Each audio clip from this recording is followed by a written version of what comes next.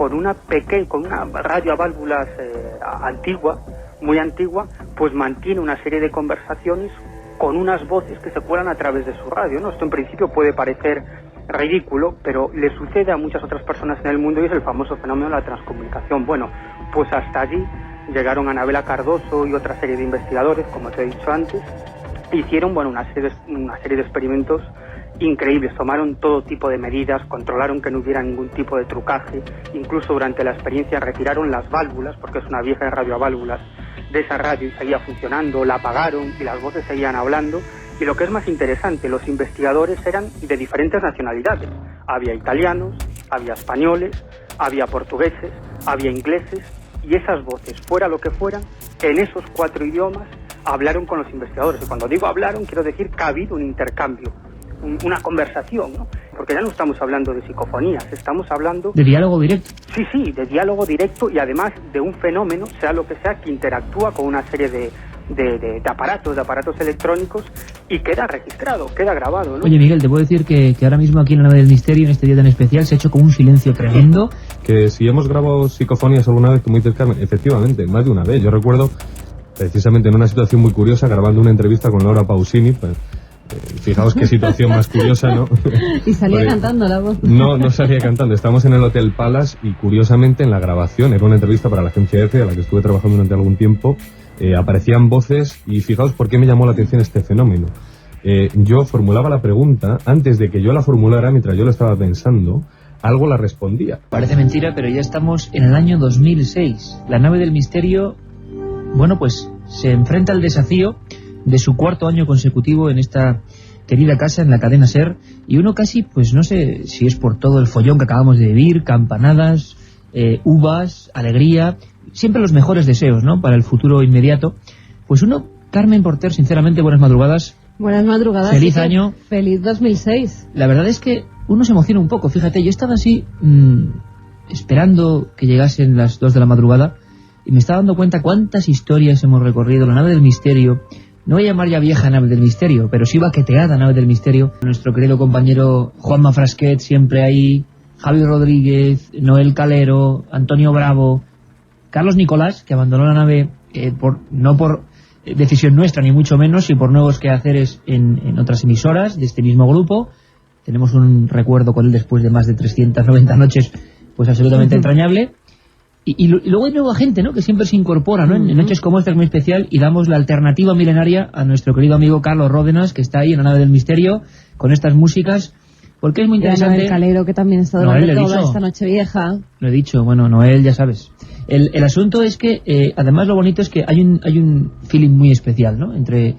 Siempre, yo recuerdo cuando llegué a la cadena SER, y claro, como es una noche que, yo no sé quién nos puede escuchar, si mucha gente, poca, decía nuestro jefe Mariano Revilla que mucha gente va trasladándose a lugares a estas mismas horas en coches y pueden poner la cadena SER. Pero con cuidadito, Sí, hoy no hay que abusar, Que hoy el champán y el cava pero ha corrido. Lo más curioso es que me decían en un principio que una cosa es el mundo de la técnica y otra el mundo de los periodistas. Y había como intuí esa especie de división. Y luego, sin embargo, yo creo que con este programa, con otros muchos también, pero con Milenio, el buen rollo entre los que están ahí con los mandos, con las músicas, los que crean atmósferas y nosotros es total. Quiero saludar, vamos a dejar en último puesto, antes de empezar este programa especial, a sondear un poco España, al más veterano de nuestros amigos, a Santi Camacho, que ya es un especial, uno más de la familia, a otra de las incorporaciones, porque hoy uno dice, empezamos año, es un momento muy especial, hay que celebrarlo con buenos sentimientos. Luis Álvarez es otra de nuestras nuevas incorporaciones a Cuarto Milenio, Milenio 3, aquí está. Por cierto, Luis, la última noticia que tengo, Carmen, no sé si es certera o no, es que el Centro de Documentación e Interpretación de las Urdes, la tierra que tanto queremos, ha cogido su documental, su reportaje que hizo en Cuarto Milenio, para tenerlo ahí expuesto ante los chicos que van, ¿no?, las gentes, los colegios que van ahí y lo puedan ver, ¿no?, y lo puedan paladear, ¿no?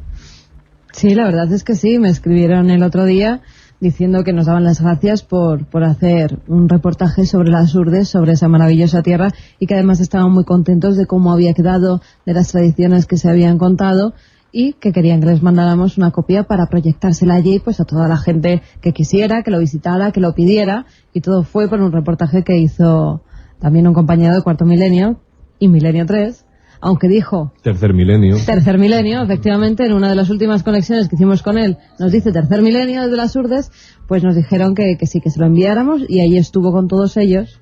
Pues yo te digo que es, Luis, todo un mérito que en las Urdes, tal y como está la susceptibilidad a flor de piel, a uno le metan en ese centro de interpretación, que es lo que para la historia futuro va a quedar sobre las Urdes. O sea que la escena de la bota ya va a ser inmortal. Luis, buenas madrugadas. Buenas madrugadas. Feliz año A todos, feliz 2006, a todos vosotros, a la audiencia, ¿no? A esta audiencia con la que me encuentro pues muy a gusto otra vez, y que han pasado 5 años de los que estuvimos separados. Cada uno hemos estado haciendo nuestras cosas. Yo, como bien decías en tu web, Iker, vuelvo a estar en casa, así me siento, muy a gusto, ¿no? Y nada, pues desfilando por los caminos, rodando con los coches y divirtiéndonos, ¿no? Que al final es a lo que se refiere esto.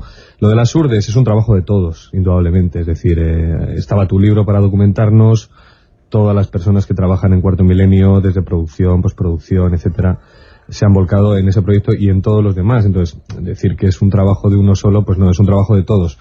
Muy agradecido también por parte de la gente de las Urdes, de la que me llevo un muy buen recuerdo. Es una tierra de la que me siento muy cercano, como dijisteis en aquel programa de Milenio 3, que yo bauticé como Tercer Milenio. Y nada, pues, es decir, es que es genial, no nos puede ir mejor, ¿no? No nos puede ir mejor. Yo personalmente me siento muy bien otra vez estando aquí. Y claro, este tipo de noticias nos gustan. Qué mejor que cuando uno hace un documental después existe una respuesta positiva al respecto. No siempre se puede hablar bien. Y más en un terreno tan pantanoso como es hablar de las Urdes. Efectivamente, es que es un tema muy delicado porque estamos hablando de una cultura muy antigua, unas tradiciones que se han respetado durante siglos y que, bueno, pues por suerte, porque no suele ser así nunca, por suerte se están rescatando y se están recuperando, y es un esfuerzo de todos, es un esfuerzo de nosotros, por ejemplo, desde el libro que publicaste, desde otros investigadores que están en la zona, que llevan documentando desde hace muchos años, como Félix Barroso, y bueno, nuevas incorporaciones como la de Nano Jiménez, que es un chaval que vive en Casar de Palomero, que nos atendió allí muy bien, nos sentimos como... O sea, que la gente responde. Sí, efectivamente, Iker. Y eso está bien, hay que respetar, y hay que repetirlo más veces. Hay que respetar todas estas tradiciones que se van a perder para siempre. Y en este sistema globalizador en el que vivimos, también pueden existir estas pequeñas parcelas antropológicas. Luego entramos en debate sobre esa cuestión en concreto, este mundo tecnológico y el mundo ancestral que están dándose la mano, aunque muchos no quieran verlo. ¿Vale, Luis? Perfecto. Luis, bienvenido a casa. Igualmente. Y tenemos, antes de empezar a hablar ya con queridos corresponsales, con queridos amigos, informadores, personas que de repente siempre parecen unidos a la noticia, a lo que está ocurriendo, y que, no sé, yo lo vivo muy intensamente con ellos, ¿no? Esa sensación de cuando uno conecta con alguien y te dice, aquí estamos junto al lugar de los hechos, o ha pasado esto, yo creo que eso es una cosa muy bonita del periodismo. Uno de los grandes popes de este programa, al que además por el que sentimos verdadera reverencia, hay que decirlo así, es un poco el padre en el sentido de que siempre... estás haciendo muy mayor. No es por mayor, es que además lo ha demostrado en la radio y en la televisión, Tiene una templanza este hombre, un saber estar. Es todo un gentleman. Santi, buenas madrugadas, feliz año, amigo. Feliz año, te digo yo, eso del coñac las parras, que lo bebe la garra, y ya lo de la templanza. Sí, porque además la fama que tienes tú, que te ha puesto Alberto Granados, lo dejamos ahí. Una aclaración, el día de Nochebuena yo no bebí ni una sola copa, o sea, que esos rumores de que yo iba borracha, bebida o tal... No, alegre. Yo es que no bebo alcohol, señoras y señores. Exacto. Aquí el único es Santi. Santiago, ahora ya hablando en serio, porque bueno, un día como hoy es bonito echar la vista atrás un poco. Tú te incorporaste a este equipo, colaborando con este proyecto de radio, haciendo las secciones de las conspiraciones, que era algo que yo creo que no se había hecho, y luego lo pasamos a las leyendas urbanas. Y sinceramente yo creo que es una noche en la que podemos hablar de cosas que nunca se hablan, que seguramente la semana que viene ya estaremos, como tuvimos a la famosa pantaruja, los quebradores de cabeza que hemos dado a la pantaruja hace nada, ayer mismo.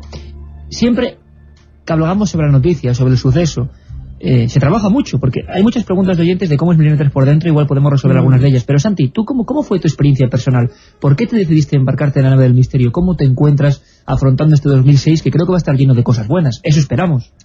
Pues la verdad es que, bueno, yo efectivamente, con la excepción de vosotros, creo que soy de los más antiguos del lugar, y la verdad es que he ido viviendo pues parte de lo que Alberto al principio ha descrito también, cómo el proyecto ha ido creciendo, cómo de un público que que empezó pues porque íbamos a unos horarios muy poco habituales muchas veces, por la tarde después del fútbol, que pillábamos gente muy heterogénea. Cómo se ha ido fidelizando una audiencia que ha ido poco a poco, algunos los conocían, pero otros eran temas completamente nuevos. Se ha ido descubriendo una temática, descubriendo que el misterio no tiene nada que ver ni con seres con túnicas, ni con frikis variados, ni con futurólogos, que por cierto me alegro muchísimo de que la infanta Leonora haya sido niña y haya dado en las narices a cantidad de adivinos de a peseta que decían. Una de las noticias del año, ¿no? Efectivamente. El gran error de muchos. Que yo no he acertado ni uno, o sea, ha sido una cosa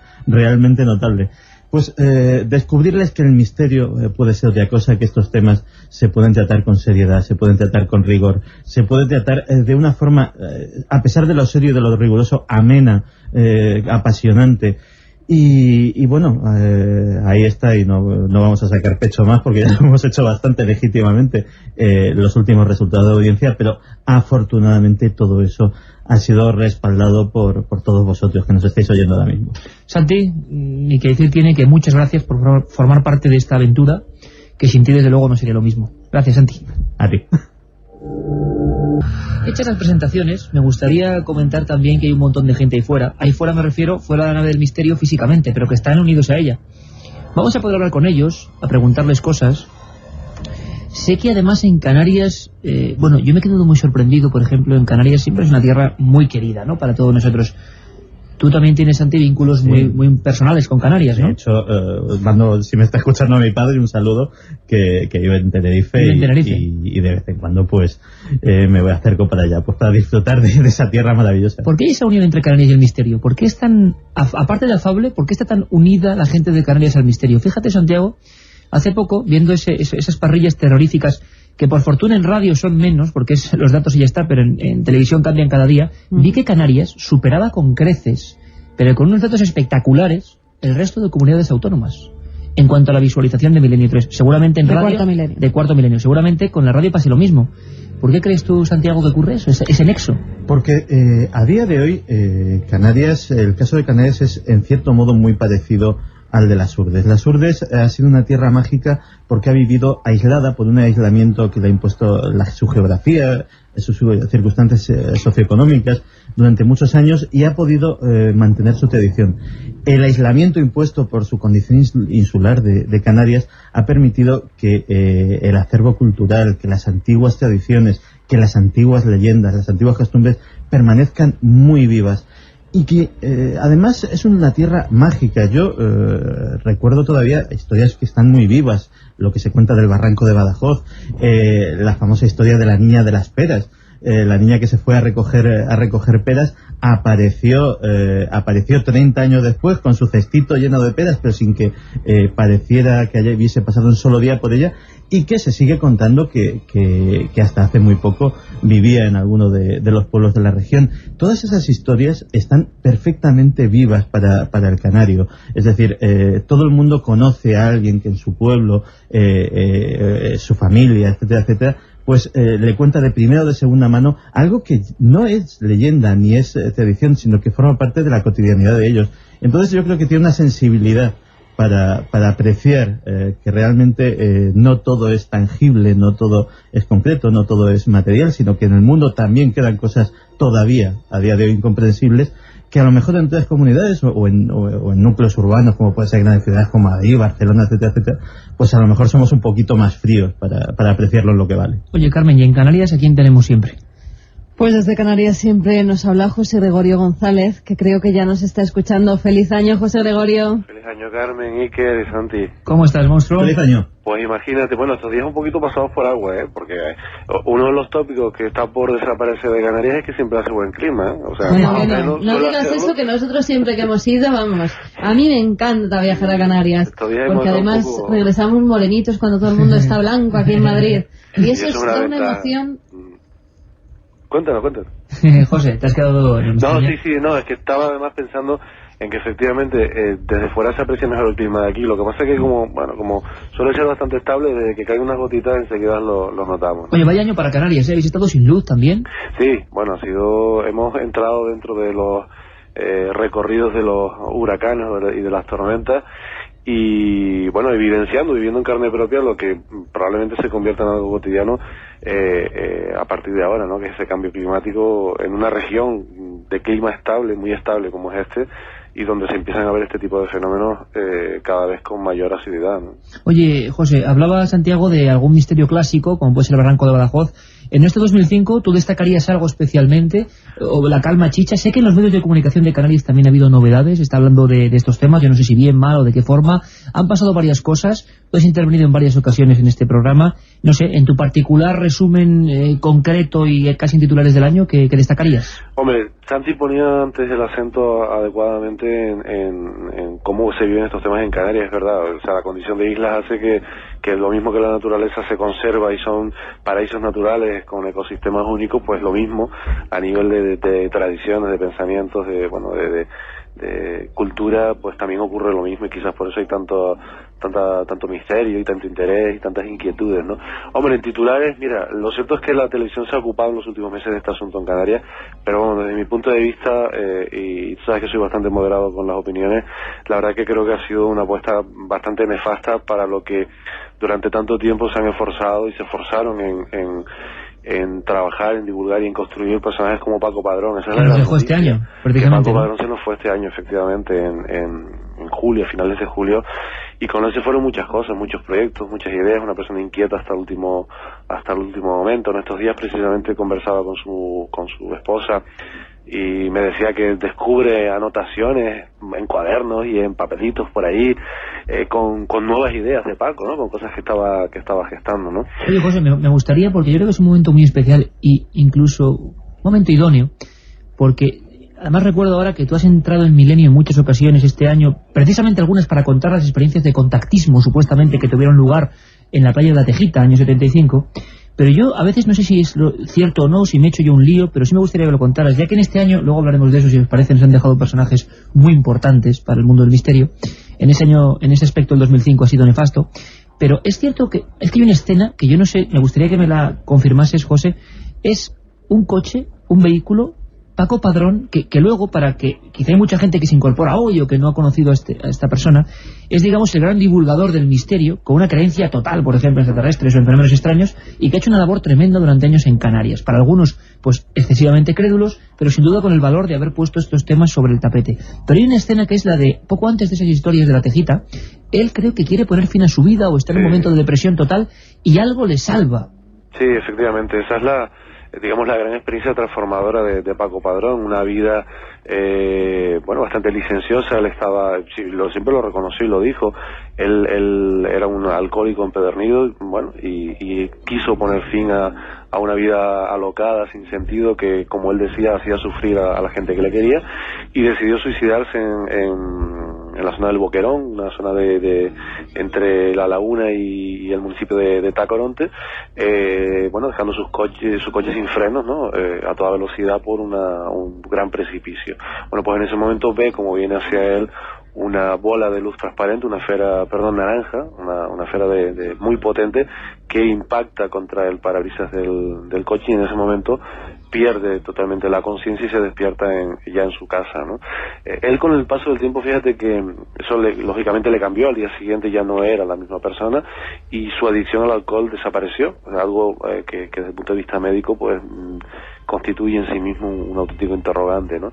Esto ocurría en el 74, si no recuerdo mal, en el verano del 74, y también obviamente a partir de ahí se desencadenaron muchas experiencias con lo insólito y con lo extraño en Paco Padrón, ¿no? Y un cambio de vida radical, sí, dedicado a la divulgación de estos temas. Es una historia curiosísima, ¿eh? Totalmente. Además, él, como te iba a decir, con el paso del tiempo encontró un paralelismo entre ese fenómeno que él vivió, ese tipo de esfera, y algo que los libros del gran promotor y divulgador del chamanismo, como Carlos Castaneda, denominaba las tumbadoras, que eran bolas de luz también, que cuando impactaban contra la gente, contra determinadas personas, cambiaban su vida también, ¿no? Pues él, con el paso del tiempo, encontró algunas respuestas a ese tipo de experiencias que cambiaron lógicamente su vida y la orientaron hacia la divulgación de este tipo de cuestiones, ¿no? Tiene José Gregorio una facultad, que es que siempre que interviene en Milenio, en cualquier momento, hasta en una noche tan especial como esta, pues nos deja un poco asombrados, ¿no?, la escucha con estas cosas, las tumbadoras, menuda historia, y como siempre,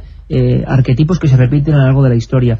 José, ¿alguna noticia importante en lo que es Canarias que tú destacarías? Hombre, ha habido cosas, por ejemplo, han seguido varando calamares gigantes aquí en Aguas Canarias, el último en octubre, incluso hay un proyecto que puede que esté financiado, bueno, puede no, el gobierno se ha comprometido a financiar, a invertir al menos 1 millón de euros en el objetivo Kraken, bueno, intentando buscar calamares gigantes por... A lo mejor nos tenéis por allí con Sí. Fernando González Siches y su grupo de Explora buscando los calamares Correcto, gigantes. sí, él está detrás del asunto, efectivamente, y bueno, las autoridades canarias parece que van a invertir dinero porque bueno, a fin de cuentas esta es una tierra turística y el poder tener una proyección internacional a través de algún documental, pues siempre, lógicamente, favorece el turismo. Esa es una de las noticias destacadas. Otra muy reciente que a mí me llama mucho la atención porque es como coronar un símbolo importante ya de Canarias, es el hallazgo de una sustancia anticancerígena muy efectiva contra algunos tipos de leucemia, nada más y nada menos que en el drago de Icó. O sea, no en cualquier drago, sino concretamente en ese drago. Es curiosísimo el hallazgo porque, claro, ahora están estudiando si tal vez la generación de esa sustancia en este drago milenario pueda ser consecuencia de la edad, es decir, pueda ser un efecto de la vejez de este drago, ¿no? Y bueno, es como una especie de coronación de un símbolo importante de Canarias que además tradicionalmente fue visitado como un lugar de curación. Bueno, era objeto de, como otros dragos también, objeto de rituales que tenía mucho que ver con la medicina tradicional heredada de los guanches, ¿no? Son dos noticias, bueno, positivas, además. Sí, además muy positivas. Y después, obviamente, pues han habido algunos avistamientos de ovnis más bien aislados. Se ha revitalizado el enigma de San Borondón con nuevos hallazgos y con nuevos hallazgos documentales, lógicamente, ¿no?, de nuevos documentos sobre expediciones y sobre testimonios. O sea que el misterio, los enigmas y la tradición de lo mágico en Canarias sigue bastante viva. Y si alguien lo divulga perfectamente y lo investiga desde hace muchos años, pues también un poco como heredero de la labor de ese hombre que hemos hablado, ese es José Gregorio González, al que le deseamos un felicísimo año 2006. Un abrazo, amigo. Venga, también para vosotros, un abrazo. Santiago, ahí no cabe duda de que este año también ha sido un año de libros, lleno de documentos. Uno de los que más ha impactado, segunda parte también, ha sido las cuestiones relativas, bueno, se llamó el enigma nazi, los secretos esotéricos del Tercer Reich, todo lo que ha tenido que ver con la investigación del nazismo esotérico e incluso también del franco esotérico, ha sido uno de los grandes, no sé, puntales o sorpresas editoriales de este año, ¿no?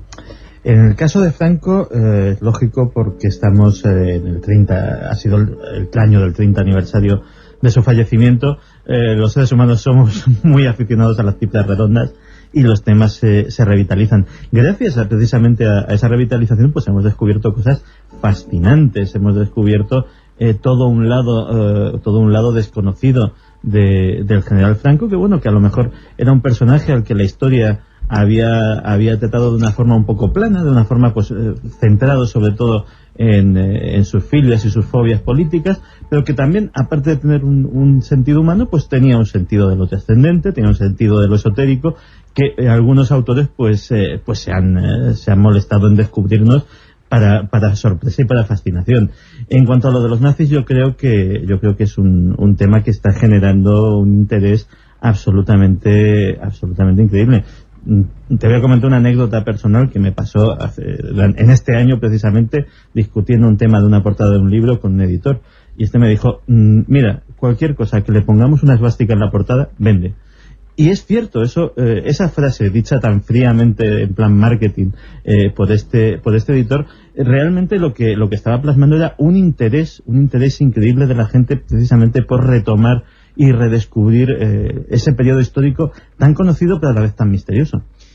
Pues es así, ese símbolo fatídico se ha convertido en una especie de arquetipo del misterio también, y si ha habido alguien que se ha metido en los dos mundos procelosos y oscuros, para hacer una buena investigación, ha sido José Lesta, que nos escucha desde Galicia. José, buenas noches, amigo, feliz año. Buenas noches y feliz año a ti, y a todos los amigos que estáis ahí reunidos. Bueno, pues la verdad es que es una noche de celebración, una noche de recuerdos. Bueno, a ti te han pasado muchas cosas en el 2005 y has sido el gran especialista que te has metido con personajes ni más ni menos, además con todo el respeto, investigando objetivamente lo que hay de misterio, como Franco o los secretos relativos al Tercer Reich. Y yo creo que se ha demostrado más que nunca el interés creciente. Claro, uno no sabe si es bueno o es malo, pero desde luego el interés por lo que no se cuenta de grandes biografías de la historia, ¿no? Sí, es cierto. Bueno, es cierto que hemos tocado, Miguel Pedrero y yo, pues a estos personajes malditos, ¿no? Que creo que siempre han llamado la atención, no solo de los investigadores del misterio, sino también de todas las personas que siguen estos temas, ¿no? Porque tienen ese halo. Estabais hablando ahora del tema de la esvástica, ¿no? Si se coloca o no una esvástica en un libro, si vende más o menos. Yo creo que todos esos personajes y esos temas tienen algo en común. Yo creo que el nexo en común es el sabor del mito, es decir, tienen algo que arrastra algún tipo de arquetipo, de inconsciente, que te lleva a interesarte en ello y que hace pues eso, que siempre sean temas que están en las listas de ventas y además temas que no se acaban nunca. Siempre puedes seguir escarbando y encontrando nuevos datos. Fíjate que han pasado ya un montón de décadas, ¿no? Desde el tema de Hitler, la Segunda Guerra Mundial, de Franco también, 30 años de su muerte, y son temas que empiezas a escarbar y encuentras cosas además inesperadas, ¿no? Desde el punto de vista de temas absolutamente pues increíbles e inesperados. Ejemplo, José, con Franco, con la figura de Franco, que es más cercana, y este 2005 ha sido especial en cuanto a que se ha cumplido esa efeméride de 30 años. ¿Cuál ha sido? Sé que han sido muchos. Yo he hecho un libro junto con Miguel Pedrero que es fabuloso, que es Franco Top Secret, pero ¿cuál es el detalle? Imagínate que hay muchísima gente que hoy conecta con nosotros de forma casual. Dentro del mundo esotérico extraño de Franco, ¿tú qué destacarías como la clave o lo que más te ha impresionado? Bueno, yo no sé si la clave, pero quizás lo que más me ha impresionado ha sido el hecho en sí de la investigación, es decir, el hecho de encontrarte un Franco desconocido, un Franco distinto, un Franco interesado por supersticiones, por creencias ancestrales. Quizás el dato que a mí personalmente más me ha interesado, más me ha impactado, ha sido la investigación y el resultado de la investigación de buscar una persona además, pues en la ciudad natal de Ferrol, el tema de la medium, de la madre de Franco, es decir, el saber que la madre era una practicante casi profesional del tema del espiritismo y que quedan descendientes de la medium profesional a la que le pagaban para que realizara todas esas sesiones, ¿no? Fue una investigación, esa en concreto, el de la madre, apasionante, y los resultados fueron bastante increíbles. Cuando nos topamos Miguel y yo pues en una casa de Ferrol en plena noche con una foto donde se veía a la hija de esa medium, ¿no? Con Carmen Polo en un sitio totalmente privado, una foto muy personal, pues nos dimos cuenta de que allí había más de lo que nos han contado pues los historiadores, y que había un perfil de Franco absolutamente inédito y esotérico. Yo creo que ese es el dato que a mí más me ha impresionado, ¿no? Curiosamente, Carmen Polo, que también tuvo otras vinculaciones con lo extraño, por ejemplo en Belmez, en las caras de Belmez, ella encargó, ¿recuerdas, Carmen? Un informe concreto, muy denso, sobre si esas caras tenían que ver con la Iglesia, tenían que ver con los fenómenos místicos o con el demonio. Exacto. ¿Qué concluiría aquel trabajo? Desde luego creo que algo muy negativo, porque Carmen Polo ya dejó, y a partir de ahí empezó la censura sobre Belmez, ¿no? Ella quería saber si las caras que aparecían en aquel pueblo de Jaén, del que tanto hemos hablado, que ha sido de nuevo polémico en el 2005, si tenían que ver con los santos, con imágenes dignas de veneración, o tenían que ver con cosas mucho más oscuras. Al parecer, tras mandar allí una delegación para que estudiara esas caras de Belmez, se le quitó la idea de que fuera algo milagroso o religioso, y fue todo lo contrario, porque a raíz de entonces es cuando el alcalde van a buscarle y cuando empiezan los follones en Belmez y cuando se intenta desprestigiar a esa familia. Pues yo creo que una de las grandes noticias de este 2005, sin duda alguna, han sido esas intervenciones concretas editoriales de José Lesta, Miguel Pedrero. Luego hablaremos con Miguel, con intervenciones, digo, que han intentado arrojar luz sobre unas figuras completamente desconocidas. Si conocíamos solo una parte, la parte oficial, la parte que siempre se repite, ellos nos han enseñado la otra cara, para seguir investigando. Han sido nuevos temas que yo creo que se irán convirtiendo en clásicos, porque siempre se dice que se da la vuelta a los mismos temas, y no, da la sensación de que hay temas nuevos que se incorporan. Luego hablamos de eso. José Lesta, amigo, feliz 2006, un abrazo muy fuerte. Un abrazo muy fuerte y feliz año a todos vosotros, y enhorabuena por el trabajo que estáis realizando todos. Muchas gracias, José. Oye, Luis, tú cuando estuviste en toda esa zona de Extremadura, una de las cosas más impresionantes eran los petróglifos, ¿verdad? Las marcas antiguas, antiquísimas, que parece que se repiten en muchos lugares del mundo, de dioses desconocidos. Vamos a hablar ahora de arqueología con Nacho Ares, el gran arqueólogo de este equipo, que siempre nos tiene toda la noticia, lo que ocurre, lo que pasa, lo que pasó. Pero una de las cosas más impresionantes es que en lugares de misterio, y tú lo has vivido hace unas semanas, son lugares que parecen no elegidos al azar, marcados desde antiguo por algo, ¿no? Unos dioses muy extraños. Yo creo que de las Urdes estamos hablando de algunos de los petróglifos más desconocidos de toda Europa, sin lugar a dudas, que se repiten sistemáticamente y muy maltratados, ¿no? Sí, maltratados porque, por desgracia, se trafica con ellos. Es decir, tenemos un legado histórico, cultural en este país muy amplio, quizás ese es el problema, por no decir la gran riqueza de España, y no hay demasiado dinero, quizá, para conservarlo bien. En este sentido, petróglifos que tienen 15.000 años de antigüedad, una de dos, o se están perdiendo. Además, en las Urdes hubo un incendio hace 2 años que devastó casi toda la zona. Es verdad. Y por desgracia las máquinas, las retroexcavadoras y las máquinas pasaron por encima de ellos. Muchos se han perdido para siempre. Menos mal que tenemos el trabajo de la Universidad de Salamanca, del Departamento de Geografía e Historia, que los tenía absolutamente todos catalogados. Y algunos eran como dioses extrañísimos grabados en la piedra, ¿no? Son varios miles, ojo, es decir, esto es importante, sí. Entonces, encontrarse con todo esto, sobre todo con unos seres de unas proporciones exageradas, ¿no? Con unos brazos larguísimos con respecto al cuerpo, con 3 dedos, 4 dedos, con una estela encima de la cabeza. Lo que uno se pregunta, porque, ojo, nosotros siempre intentamos preguntar a expertos y especialistas que nos puedan decir, la ciencia está aquí, advierte que esto es esto, ¿no? En concreto, es una representación de un ser mítico, tal. No, en este caso no se sabe absolutamente nada.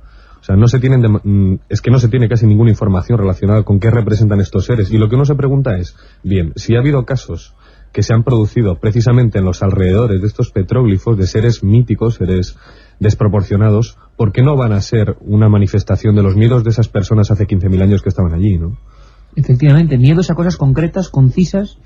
Es curioso como determinados puntos tienen una densidad de información. Y yo creo que además los petróglifos hablamos, para quien no lo sepa, de figuras grabadas casi toscamente en algunas piedras para marcar. Sí, además, Iker, de los grandes desconocidos de la arqueología, ¿no? Nos centramos en otras cosas, pero los petróglifos quedan como siempre aparte, ¿no? Cuando dices horadadas en roca o excavadas en roca, hay que tener en cuenta que estamos hablando de antes de la edad de los metales. Entonces están hechos con otra roca, es decir, su trabajo les costaba hacer todo esto, y hay un montón, como digo. Entonces, muy importante tiene que ser para que se tomaran la molestia de hacerlo así, ¿no? Y además el hallazgo de muchos de ellos, como en muchos fenómenos arqueológicos, suele ser casual. Yo me acuerdo de algunos de los viajes a las Urdes que realizamos, y en casa de un señor nos enseñaba uno de estos seres que estaban toscamente tallados y que había encontrado en su propia casa, en su propio terreno. Muchas veces esas cosas se quedan ahí en los pueblos y no son bien tratadas, no son llevadas a un museo, no son estudiadas. El dios del Cambroncino, y hablamos de las Urdes como lugar, por ejemplo, no porque sea más especial o no, sino porque es uno de los pocos que queda unidos, ligados al misterio. Seres con una especie de púas marcando el territorio hace 5.000, 6.000 años, lo que sea, y que se encuentra, yo recuerdo estaba en una letrina, como base, sí, pues, del suelo. De hecho, ese desapareció para siempre. Y de hecho, nos enteramos, y bueno, esto es una cosa que, bueno, que le vamos a hacer, pero fue vendido a un alemán. Es decir, nuestras piezas históricas... ¿Fue vendido a un alemán? Sí, a un alemán. Además, creo que fue por 2.000 euros. Qué curioso. O sea, fijaos hasta qué punto, ¿no? Yo te decía, Luis, y decía todo el equipo de Milenio 3 en esta noche tan especial, que los petróglifos siempre se han relacionado con el misterio, con dioses extraños, con figuras raras, con esferas que van volando por encima de algunos personajes que las miran, grabado todo esto en la piedra, como una crónica antigua, pero es como una segunda división de la arqueología. Da la sensación de que nos fijamos en figuras, en hallazgos. Recientemente está por aquí la exposición de Tutankamón. Vemos la gran arqueología. Hombre, tenemos figuras maravillosas encontradas en nuestro país. Esa dicha balazote que se encuentra en el Museo Arqueológico aquí en Madrid es tremenda. O la dama de Elche y la dama de Guardamar. Sí, pero los grabados en piedra son como otra cosa, ¿no? No se presta tanta atención. Y hay una persona, todos lo conocéis, Nacho Ares, autor de grandes libros, como La Historia Perdida, que fue la sección que sigue haciendo de algún modo en este programa, intentando que veamos cómo fueron algunos descubrimientos, director de la revista de Arqueología y compañero que siempre que ha habido conexión con lo antiguo ha estado ahí, divulgándolo de esa forma tan asequible, tan directa. Nacho, feliz año, amigo, buenas noches. Feliz año, buenas noches. A ti, como a Carmen y a Luis. ¿Qué tal? Y a Santi te lo olvidas, ¿no? A mí no. Santi. Creí que se había ido. Vale, ya te pillaré. Nacho, ¿es cierto lo que hablamos de que hay alguna arqueología más desconocida y que sin embargo puede tener claves interesantes? Yo no sé si tú en la revista de arqueología, por ejemplo, has hablado de estos ídolos de Extremadura o son temas que quizá pueden estar tan cercanos como que despreciamos y igual guardan grandes misterios, ¿no? Hombre, la gente normalmente se ve más atraída por las grandes culturas de la antigüedad, es decir, tanto la egipcia, las mesoamericanas, la china incluso. Y mira que, por ejemplo, la cultura china nos cae muy de lejos y a principios del pasado año de 2005 casi 500.000 de personas, ¿no?, se acercaron en Madrid a ver la exposición de los guerreros de Xi'an, cuando en muchas ocasiones en nuestro propio país, en España, en la península, tenemos infinidad de restos arqueológicos de gran valor histórico que han pasado desapercibidos y siguen pasando desapercibidos. O sea, que no sabemos mirar lo que tenemos más cerca. Hablaba Carmen antes de la Dama de Elche, que sí, es un clásico, la biche balazote, y el tesoro tartésico, tantas cosas, pero que claro, que luego uno va al Museo Arqueológico y son las salas quizá menos visitadas. Hay como una especie de extraño antichauvinismo, ¿no? No sabemos ver lo que pasa en nuestra propia tierra, ¿no? Sí, fíjate un detalle que es bastante sintomático de lo que estamos hablando. En el pasado mes de octubre se fundó en la Universidad Complutense de Madrid la primera cátedra de egiptología.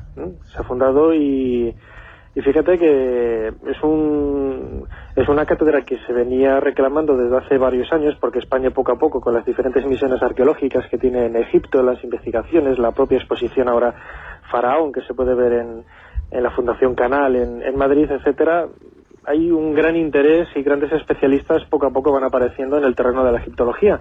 Pero fíjate que no existe ni una sola cátedra de ibérico, de arte ibérico. Nada. O sea, es que los especialistas pues están ligados al mundo de la arqueología, al mundo de la historia antigua, pero no hay una sola cátedra destinada a la investigación exclusiva del arte y de la arqueología del mundo ibérico. Sí que es cierto que hay diferentes instituciones en Jaén, en Andalucía, etcétera, donde más o menos se intenta cubrir esta plaza, ¿no? Pero es un poco triste que hoy por hoy uno de los grandes patrimonios arqueológicos e históricos que nosotros tenemos en nuestro país pues queda un poco de la mano de Dios, y por suerte en las últimas décadas somos nosotros mismos los que lo investigamos, pero a principios del siglo XX, a finales del XIX, cuando apareció la Dama de Elche, etcétera, pues eran los alemanes o los franceses los que se dedicaban a este tipo de trabajo. Qué triste y qué penoso. Por cierto, que toda la familia está casi toda junta. Acaba de llegar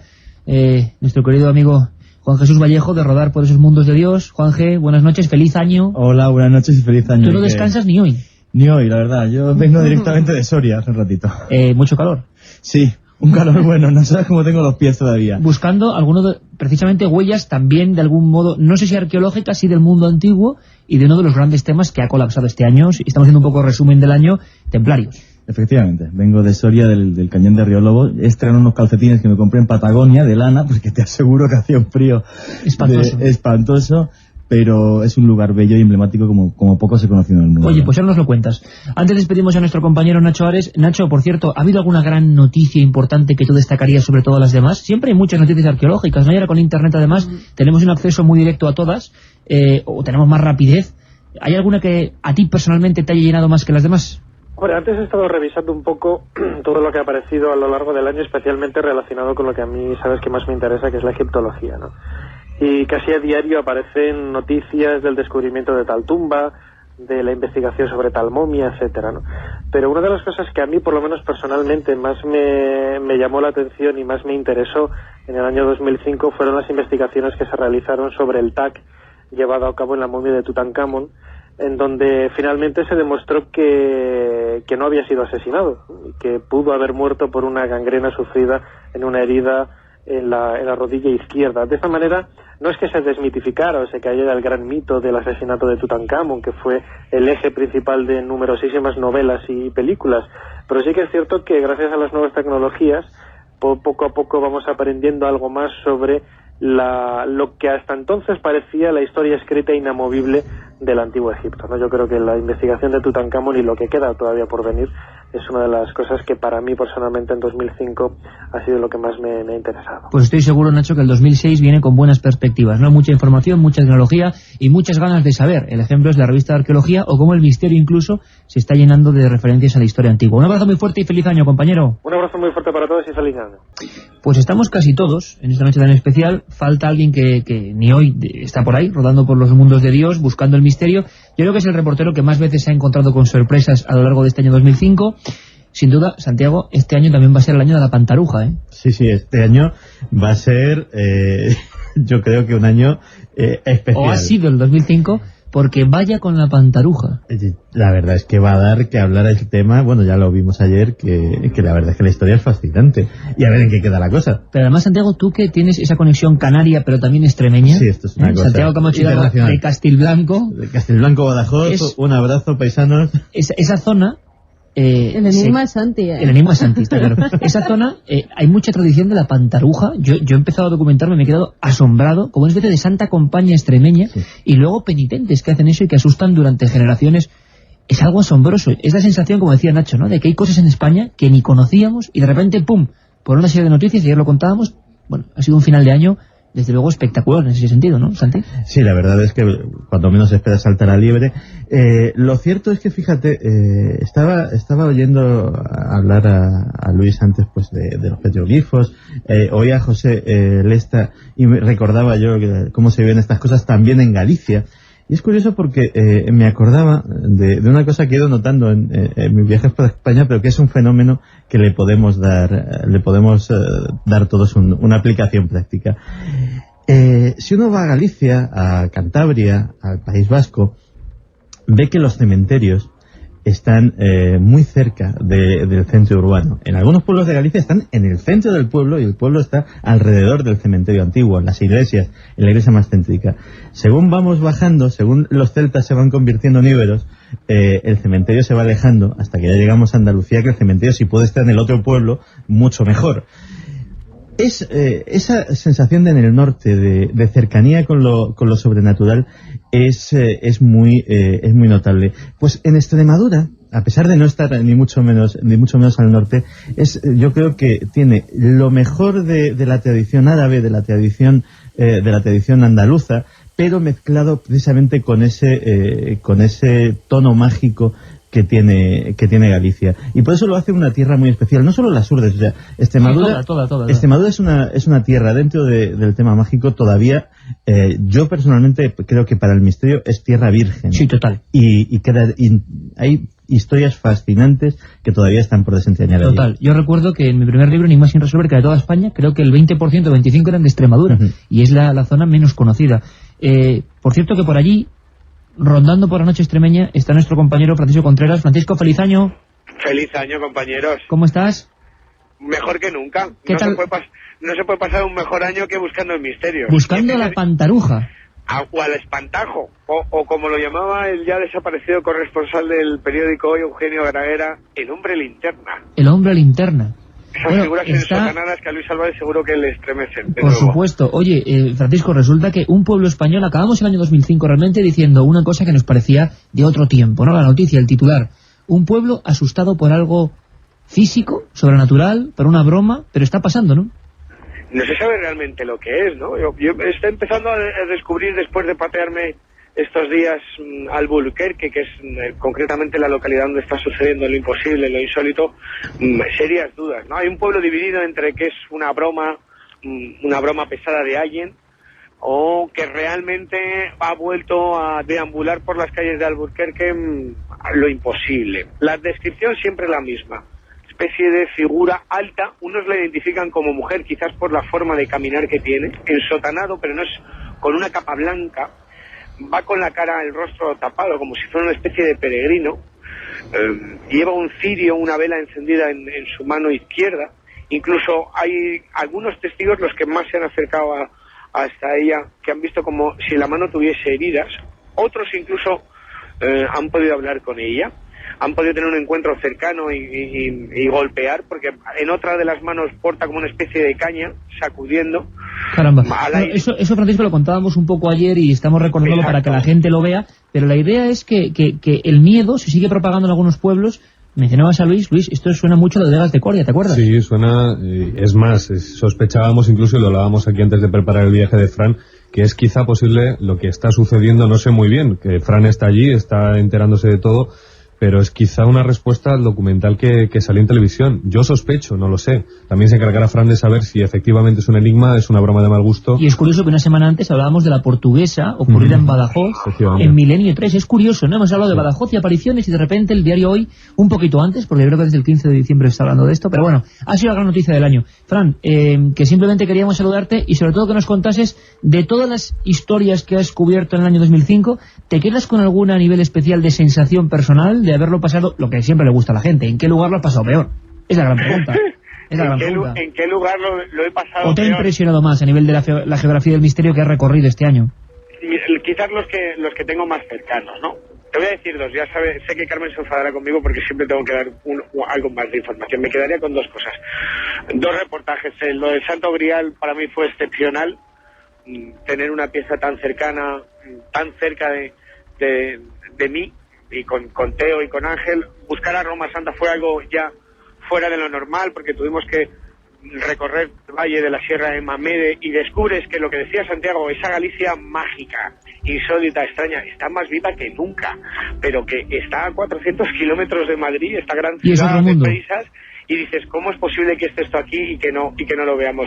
Y sí que te diría que me quedo con una triste, Iker, y siento hay que ser positivo. Me quedo con que la persona que nos enseñó todo el mundo del misterio, con la que pudimos trabajar, se fue este año, y que comenzamos el 2006 con nuevos misterios, nuevos viajes y nueva forma de divulgarlo, lo insólito, ¿no? Este año se fue un maestro, pero hay que seguir mirando hacia adelante. Ese maestro se llamaba Jiménez del Oso. Claro que sí, y nuestro homenaje lógico en un día como hoy, importante recordar que también nos dejaron grandes divulgadores que también aglutinaron a este equipo que ahora hace que la nave del misterio funcione. Un abrazo muy fuerte, feliz año, Francisco. Un abrazo para todos. Y yo creo que no hay tiempo casi para más, están ya las señales horarias, así que nos marchamos. Y en la segunda hora hablamos de muchas cosas. Entre otras, Juan Vallejo nos va a hablar de lo que se ha encontrado a flor de piel hoy mismo en uno de los lugares mágicos por excelencia de este país. Y nos vas a contar sensaciones y por qué atrae tanto el tema templario hoy en día. ¿Te parece? Perfecto, Iker. Venga. Queridos amigos, feliz 2006, que sea un año lleno de misterio, lleno de investigación, lleno de curiosidades, lleno de esperanzas y de búsqueda, que es lo que mueve a esta nave del misterio. Carlos Ródenas, ahí tripulándola esta noche tan especial. Estamos con Santiago Camacho. Santi, hola de nuevo. Feliz año a todos los que no se lo hemos dicho. Luis. ¿Qué tal? Feliz año a los que se enganchen ahora. Carmen. Feliz año 2006 a los que se incorporan a esta hora mágica. Exacto. Y Juan Vallejo, que Alberto Hernández anda por ahí con todos los teléfonos, porque hay un montón de amigos que quieren saludar también a la audiencia de Milenio 3. Juanje, nos contabas que vienes pisando charcos helados, río congelado, me decías. El río Lobos Soria es tremenda. Efectivamente, el río Lobos está congelado. Y bueno, llegar a la ermita tiene algunas zonas un poco dificultosas, porque la ermita del río Lobos, que ahora comentaremos para los oyentes, que es algunas zonas un poco dificultosas por el hielo. Oye, cuando se congela el río, estoy pensando ahora hasta qué punto de la capa del agua se congelará, y los peces qué hacen. No, solamente arriba, por la parte de abajo sí que el agua. Entonces, igual. Donde hay alguna pequeña cascadita, ves que por debajo de la capa de hielo rompe incluso el movimiento del agua, rompe el hielo y pasa, pero en todas las zonas que no tienen una corriente medianamente fuerte está todo congelado. Vaya imagen. Sí. Ahí está uno de los puntos, sin duda alguna, neurálgicos del misterio antiguo en España. Y yo creo, yo no sé si podéis intervenir en cualquier momento, por supuesto, si el año 2006 va a ser un año templario, ¿no? El nivel de expectación de este tema es que nunca acaba. Llevamos 2 o 3 años, Santi, ¿verdad? Sí. Enganchados al templarismo. Y yo creo además que, mira, antes ponía un ejemplo para que la gente se fijase en sus viajes por España. Otro ejemplo. Cada vez que vayan a una iglesia antigua de pueblo, encontrarán en muchas unos campanarios octogonales. Es muy probable que ese campanario octogonal pertenezca a una iglesia de inspiración templaria que haya estado en una antigua encomienda del templo y tal.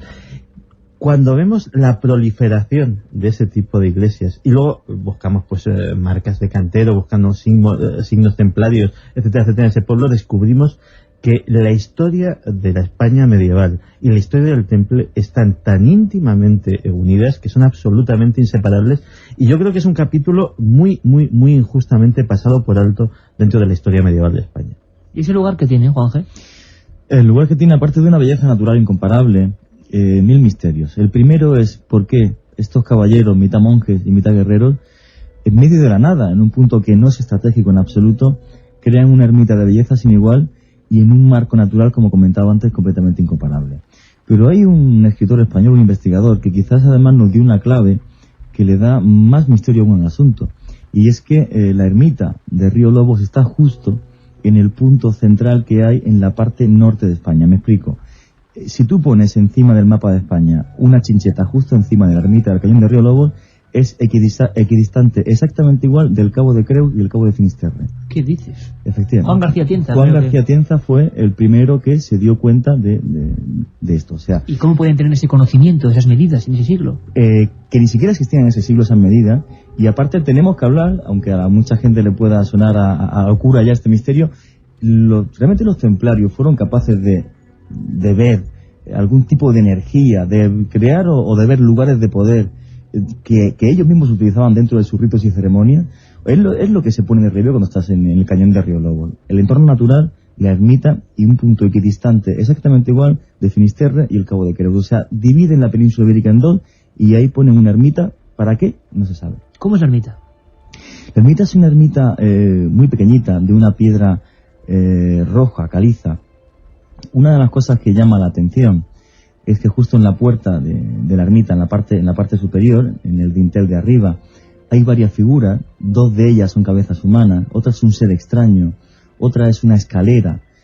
Todos los signos, cada uno de ellos, nos está indicando un conocimiento ancestral del que podemos especular mil y una ideas en torno a ella. Esa escalera, por ejemplo, que aparece de ascensión, de subida al conocimiento, esa cabeza humana, que es un signo conocido como el Baphomet, que bueno, sabes que le costó la herejía a los templarios, ya que el último gran maestre, Jacques de Molay, cuando la Santa Inquisición en Francia le condena, le hacen en las torturas confesar que el Baphomet era, digamos, una representación del demonio ante la que ellos se inclinaban. Yo pienso que es completamente falso. No sabemos realmente qué era el Baphomet ni qué significado tenía, pero por ejemplo ahí se ve perfectamente en el Cañón de Río Lobos esta cabeza humana que está encima de la puerta principal.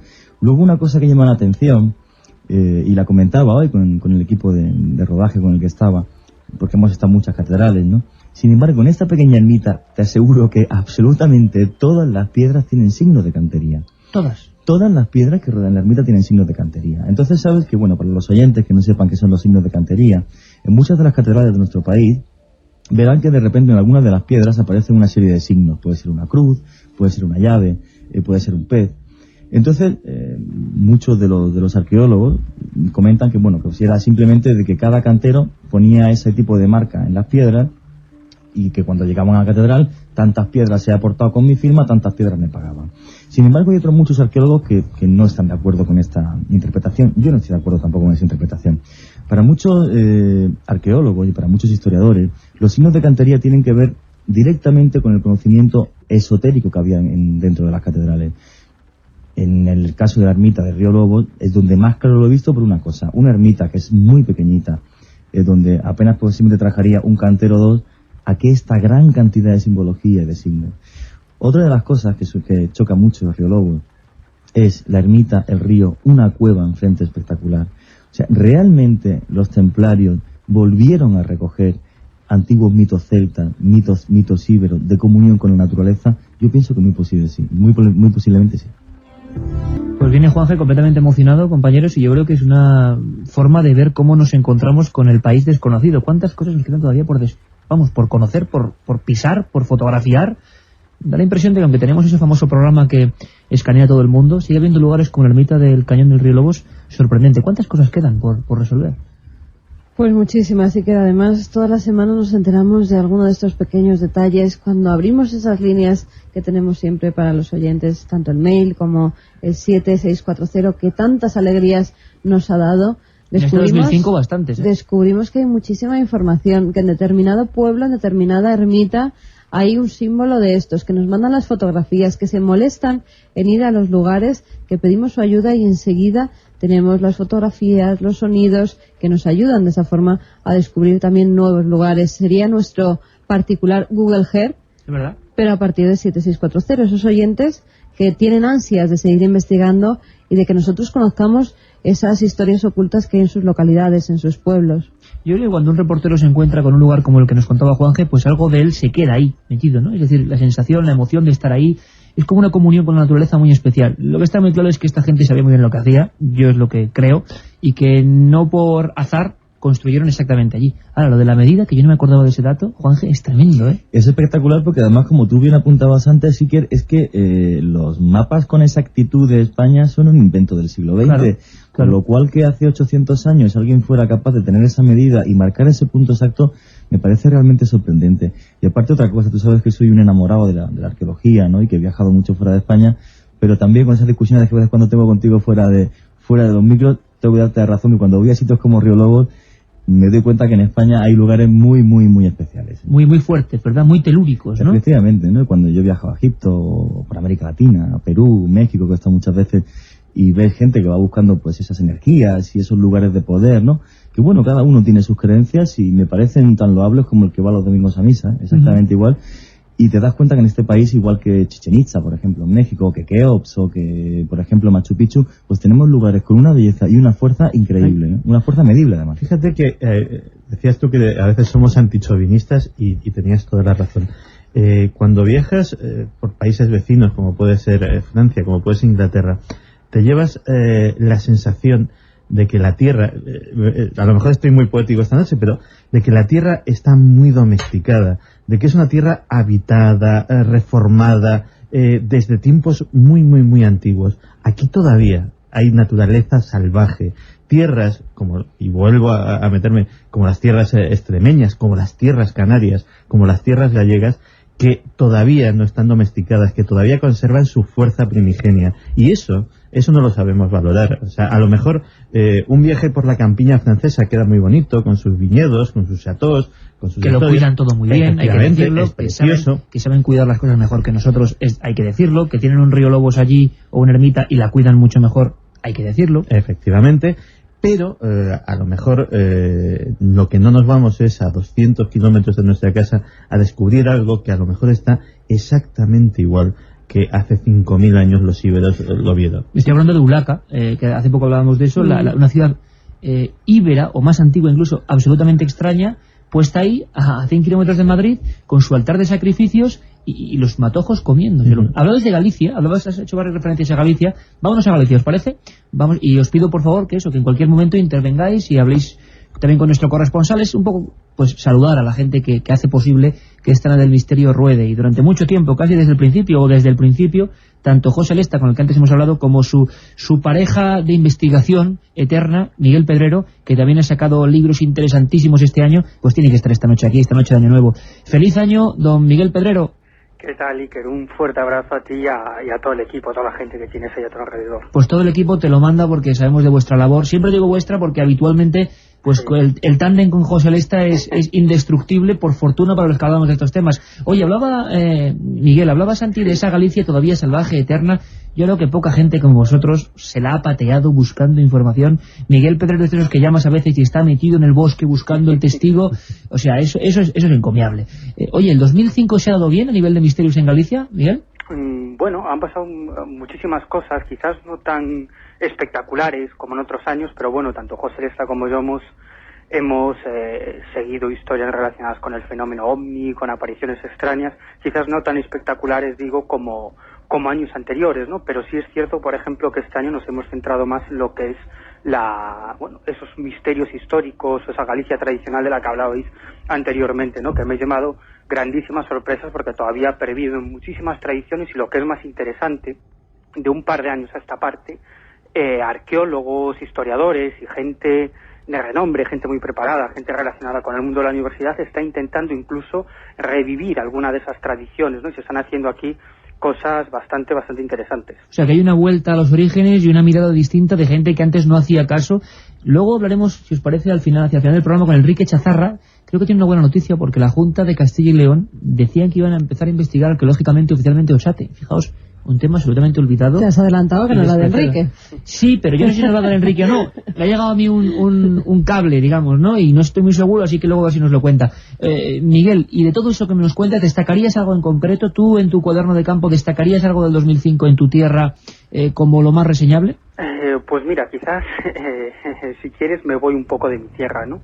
Porque me gustaría referirme a un suceso, a un hecho que no ha tenido iba a decir poca trascendencia, bueno, en realidad no ha tenido ninguna trascendencia, que parte de finales del 2004 y principios del 2005 y que tiene que ver con un fenómeno que a mí me tiene absolutamente apasionado, que es el fenómeno de la transcomunicación, ¿no?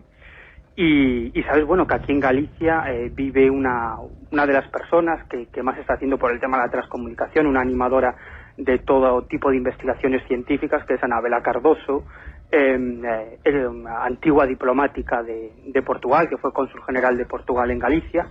Y en el 2004, finales del 2004, Anabela Cardoso, con otra serie de personas, físicos, expertos en radio, técnicos de radio, ingenieros, realizaron una investigación absolutamente increíble en Grosseto, Italia, en una localidad donde un personaje, un hombre, Marcelo Bacci, un hombre ya anciano, con una radio a válvulas antigua, muy antigua, pues mantiene una serie de conversaciones con unas voces que se cuelan a través de su radio, ¿no? Esto en principio puede parecer ridículo, pero le sucede a muchas otras personas en el mundo y es el famoso fenómeno de la transcomunicación. Bueno, pues hasta allí llegaron Anabela Cardoso y otra serie de investigadores, como te he dicho antes, hicieron, bueno, una serie de experimentos increíbles, tomaron todo tipo de medidas, controlaron que no hubiera ningún tipo de trucaje, incluso durante la experiencia retiraron las válvulas, porque es una vieja radio a válvulas, de esa radio y seguía funcionando, la apagaron y las voces seguían hablando,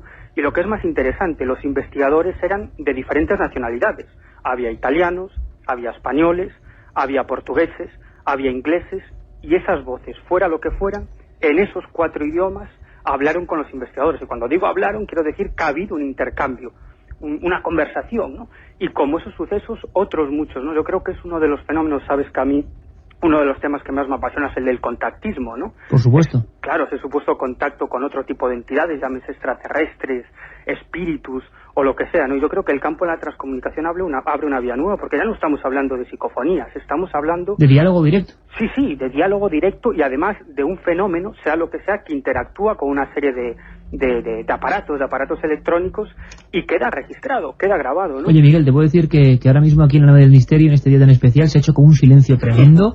Cuando estamos escuchando eso que sorprende, este año además hubo una película importante, Ruido Blanco, ¿no? White Noise, que más allá se llamó aquí, que bueno, ha vuelto a poner en boga este asunto siempre tan referido. Luis ha sido el único que ha levantado la mano porque él también ha seguido estas historias haciendo reportajes y hablando con los que están investigando este hecho, ¿no? Sí, ya se emitió ese documental que al parecer asustó a muchísima gente, no era nuestro cometido, ¿no? Simplemente mostrarles otra realidad. Hablabas de Marcelo Bacci, es curioso, ¿no? Habría que observar esto que acabas de comentarnos, personalmente me interesa mucho, había oído algo, y bueno, habrá que cogerlo con pinzas quizá, porque otros experimentos sí se habían desarrollado antes al respecto, y quizá, hombre, el fraude está muy... suele aparecer mucho en este tipo de temas, y más en este, que además es tan sensible, ¿no? Pero quizá hay que, y chicos, en general un dato que es muy curioso y que sí que me di cuenta cuando me enfrenté a la investigación del tema de la transcomunicación instrumental, y es que normalmente el investigador que se tira muchos años, que lleva muchos años investigando este tema, suele terminar bastante mal. Y no es el primero. Es curioso. Sí, pero no siempre pasa. Y también hay que decir una cosa, que no todo es fraude. Yo creo que a todos los que estamos aquí, por lo menos a muchos de los que estamos aquí, nos ha surgido alguna voz en nuestras grabadoras a la que no sabemos darle una explicación. Sí, pero hablamos sobre todo de imágenes, pero es cierto lo que dice Luis también, que si hace una biografía de algunos de los grandes personajes que se han metido en este tema, han quedado como un poco demasiado sugestionados por ese fenómeno, sea cual sea, ¿no? Claro, que quizá estamos hablando de que entramos en contacto. Yo tampoco quiero decir que es una cosa o es otra, ¿no? De forma tajante. Sin embargo, mi instinto me dice que estamos hablando con una especie de proyección mental. Sí que es cierto que hay experimentos que demuestran, como el doble ciego de Sinesio Darnell, que no es así. Yo creo, sinceramente, que conectamos con lo más profundo de nosotros mismos. Quizás sea ese el origen de muchos fenómenos paranormales, y quizá la ciencia dentro de unos años nos dé respuestas. Que si hemos grabado psicofonías alguna vez, como dices, Carmen, efectivamente, más de una vez. Yo recuerdo precisamente en una situación muy curiosa, grabando una entrevista con Laura Pausini. Fijaos qué situación más curiosa, ¿no? Y salía cantando la voz. No salía cantando. Estamos en el Hotel Palace y, curiosamente, en la grabación, era una entrevista para la agencia EFE, a la que estuve trabajando durante algún tiempo, aparecían voces, y fijaos por qué me llamó la atención este fenómeno. Yo formulaba la pregunta, antes de que yo la formulara, mientras yo lo estaba pensando, algo la respondía. Eso es curioso, ¿no? Pero dices, ahí va. ¿Tienes la grabación? ¿La guardas? Pues no lo sé, porque sabes, ya dije en el programa de Nochebuena, es un tipo muy disperso y muy desordenado. Bueno, te encomiendo, es casi, bueno, iba a decir una orden de trabajo, pero eso hay que escucharlo en Milenio, este año, en 2006. Una psicofonía de la Vamos a despedir a nuestro compañero Miguel Pedrero, que es la imagen también del auténtico investigador de campo. Gracias a ellos contamos cada semana con tanta información. Y ese debate que hemos casi abierto aquí, que ni mucho más tiempo, seguro que en el 2006 va a continuar dándonos noticias muy jugosas. Miguel, un abrazo muy fuerte, amigo, y feliz año. Bueno, igualmente a ti y a toda la gente que tienes ahí a tu lado. Bueno, se acaba de montar aquí un guirigay. Santi, Juanje, Luis, Carmen, hablas de transcomunicación, Carmen, y pasa algo, ¿verdad? Sí, surgen voces. Pero dejadme que en este día tan especial... ahora sí que también, como todo el programa, podemos opinar todos, pero es que este año, si ha sido un año, ha sido el año de las fotos extrañas. Estamos de acuerdo, ¿no? Sí. Ha habido reportajes, ha habido historias, pero tanto en Milenio 3, que nos envían muchas, pero sobre todo en Cuarto Milenio, Carmen ha ido recogiendo, junto con nuestro querido compañero Guillermo León, nuestro analista informático, ya célebre en el mundo entero. Ya con eso, Sí, porque existe, aclara que existe. Exacto. Porque hay gente que por la calle me dice, eso o lo habéis inventado vosotros. Por supuesto, hay gente, está en el umbral de la ficción. Claro, el oyente habitual de Milenio 3, claro que sabe que existe, porque es uno de los primeros fichajes, entre comillas, aparte de webmaster de nuestra página. Pero hay una cosa muy interesante, Carmen, a que no esperábamos, y eso sí creo que es una de las noticias del año, tal cantidad de fotos. ¿Cuánta gente está fotografiando cosas? ¿Cuánta gente tiene la confianza por vez primera de enviar antiguas copias en papel? Mira, ahora se me pone la carne de gallina porque estoy recordando en el programa de Toledo. Tú estabas, Juanje, en el programa de Toledo. Sí. Que de repente nos viene una persona con una foto. Eran 2 chicas y un chico. Y no la han enviado al final. No, acababan de encontrar, esa semana pues habían estado buscando, recogiendo cosas en una vivienda antigua del pueblo de sus abuelos. Y bueno, pues eso que te metes en los desvanes y empiezas a revolver y a buscar fotografías y cosas antiguas, y habían dado con una imagen en un pueblo hace muchos años en las que se veía a la maestra con todos los niños abajo alrededor, la típica foto que se hacía. Pero en blanco y negro, una España muy rural. Y me preguntaban una cosa, porque estabas tú firmando libros a otras personas y de repente vinieron y me dicen, mira Carmen, es que hemos encontrado esto y no sabemos qué es, qué puede ser. Era para ver si nos dais una explicación, la podéis analizar o podéis realizar algo con ella. Y se veía perfectamente, Iker, la figura de un hombre justamente detrás. Un hombre además con un rostro que fue identificado, que creían saber quién podía ser o no sabían, pero era un hombre que estaba ahí. Desde la nave del misterio, junto a Carlos Ródenas, ha pulsado el intercomunicador nuestro compañero Alberto Granados y me dice, es acongojante, por no decir otra cosa, esa fotografía. Él estaba en Toledo y se acordaba perfectamente. Pero ¿cuántas fotografías han llegado así? Yo me he quedado desarbolado. Hablamos de, no sé, ahora mismo habrá más de 15.000 fotografías en total enviadas al programa. Sí, hay que tener un poquito de paciencia porque vamos dando paso a que ya según nos van llegando. Entonces, como hay tantas y tantas por analizar, pues un poquito de calma para la gente, que claro, todo el mundo quiere saber qué ocurre en sus fotografías, a qué puede ser debido pues ese círculo de luz que sale, o esa imagen, una especie de rayo que recorre la fotografía, o esa cara que aparece en muchos de los televisores. Una de las cosas que nos ha dejado bastante alucinados es la de fotografías que hay con cosas extrañas en televisores que surgen. Yo recuerdo la de un niño que nos enviaron hace poco, en la que está toda una familia celebrando un cumpleaños, se toma una fotografía y de repente, pues en el televisor que está justo al lado, un televisor viejo, aparece un niño sonriendo y mirando a la cámara. Un peinado como de los 70. Me ha esa fotografía. Y no es nada, no es ninguna película que se esté emitiendo en ese momento, que también nos han llegado por simples fallos o por simples despistes. Pero no, hay fotografías impactantes. Mira, por ahí aparece Geray Martínez, la nave del misterio. Hoy es una noche de amigos. Otro que se viene a tomar una sidra con nosotros. Sí, por supuesto, tantos reportajes, tantas historias, tantas grabaciones con nuestro amigo Geray. Estamos todos prácticamente. ¿Y quién faltaba en un día como hoy? Nuestro analista informático, que no es ficción. ¿Así creen que es ficción, es antes? Sí, o sea, no, esto es una cosa que os inventéis vosotros, ¿no? No, existe Guillermo León, es muy buen chaval. Análisis, ¿no? Y además hay que decir, Guillermo León. Sí, hay que decir, y precisamente ayer hablaba con él, con Guillermo, que yo como fotógrafo, que he sido durante mucho tiempo y que sigo siendo, hace unos análisis que, vamos, espectaculares, tremendo, ¿no? Entonces, el único de nosotros que ha alcanzado la categoría de mito, o sea, ya directamente es un ser mítico. Miembro de esta familia hace mucho tiempo y con una labor encomiable. Un día como hoy tiene que estar en los micrófonos de su programa Milenio 3. Guillermo, compañero, feliz año. Feliz año, compañero. ¿Existes? Visto, yo, y aprovechando que estáis Santi, diría que me van a convertir en leyenda urbana. Sí, de verdad. Porque la verdad es que, bueno, he hecho un pequeño vistazo a internet y cuando lee ciertos comentarios, pues ya, bueno, se sonríe un poco, ¿no? Sí, el famoso... Eres un fantasma, Guillermo. Sí. Es una de las criaturas que aparecen en las fotografías. Guillermo, miles de fotografías, nos hemos quedado desarbolados, decíamos, pues por una reacción del público alucinante, ¿no? Claro, hay más cámaras digitales, hay más cámaras de vídeo, pero oye, no me resisto a preguntarte, en un día como hoy, en noche como hoy, la foto que a ti más te ha impactado, porque algunas no se han visto en televisión todavía, porque claro, la información es tremenda, y luego si queréis, vale, cada uno damos una foto, que recordemos. Hay que decir una cosa importante, y bueno, les lo comentaba en Nochebuena, ¿no? Que hablamos del programa de tele, el programa de radio, porque para nosotros es la misma cosa, es una prolongación de uno y otro. Pero, claro, ha habido un montón de fotografías de esas que la gente, en lo que son los picos de audiencia, enseguida se conecta con ellas, porque te guste o no el misterio, cuando aparece esa cara de ese niño en ese televisor antiguo, claro, uno se queda viéndolo. Guillermo, ¿cuál es a ti, de las cientos que tienes ya ahí acumuladas, que por algún motivo más te ha impresionado?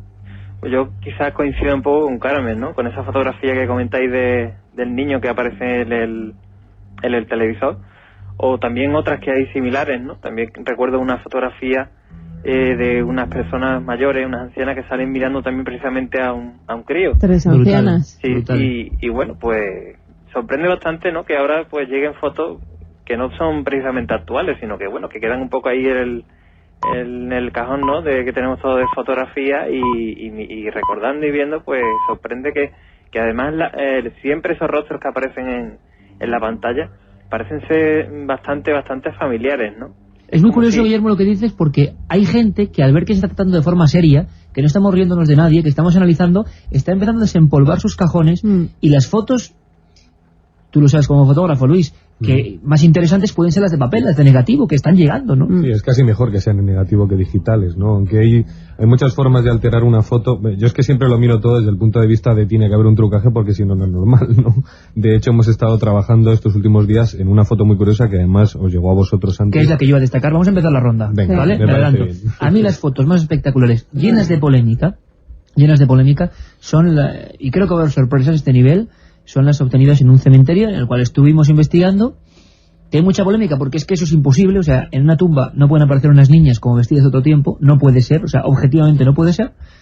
Pero claro, la familia que nos da esta información... Hay mucha polémica y mucho papanata suelto diciendo que Iker Jiménez ha puesto a 3 niñas vestidas de comunión en un cementerio. Es lo que decía Guillermo también, ¿no? Si hacemos caso de lo que se publica por la red, pues bueno... Sí, pues se van a dar con un... Y además mañana.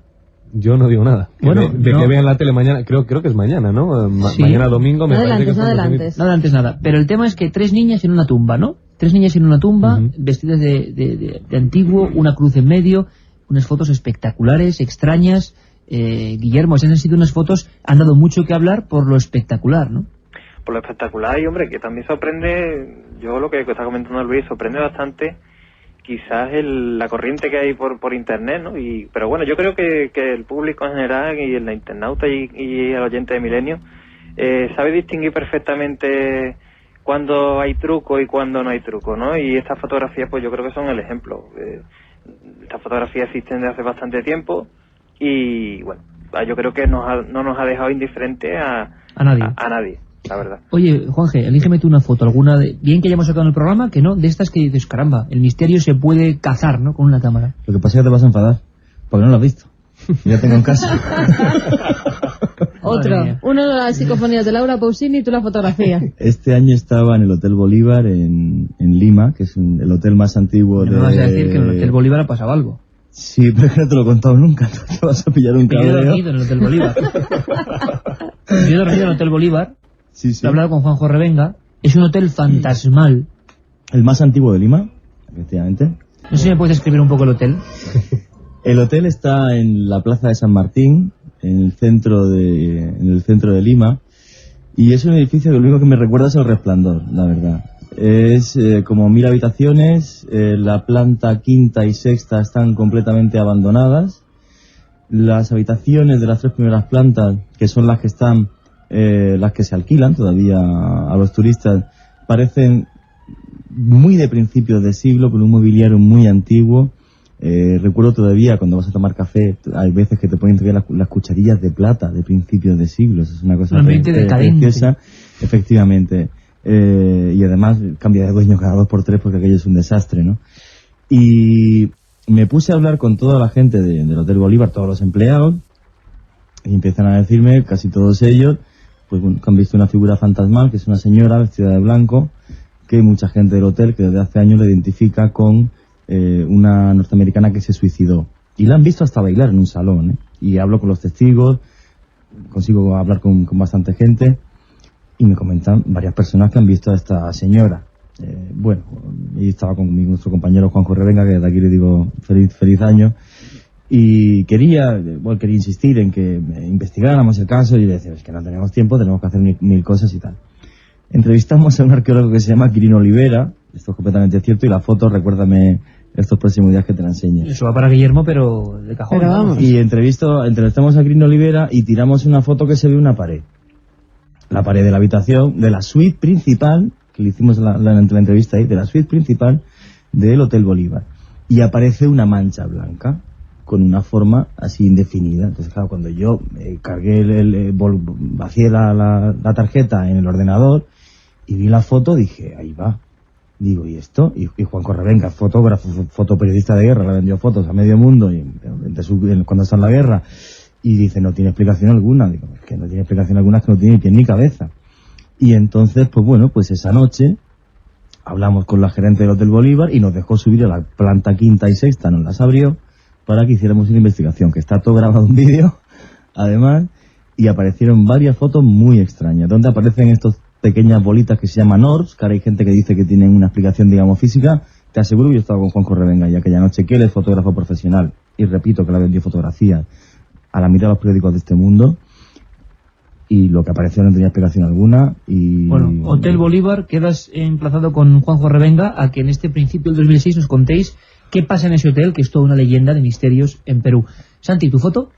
Pues fíjate que la foto que más me ha impresionado este año, pues Guillermo me abuelo a la fiesta porque demostró que era un fraude, pero me emocionó por una razón casi sentimental. A mí ver un informativo de una cadena de televisión nacional como es Antena 3 en su momento, abrir sus emisiones con la fotografía de un ovni, te juro, momento histórico que me dio un vuelco al corazón y dije, bueno, pues hemos vuelto. O sea, esto como en aquellos tiempos en que el diario Pueblo, en que el diario ABC titulaban con grandes titulares, pues, a extraña aparición en tal o cual sitio.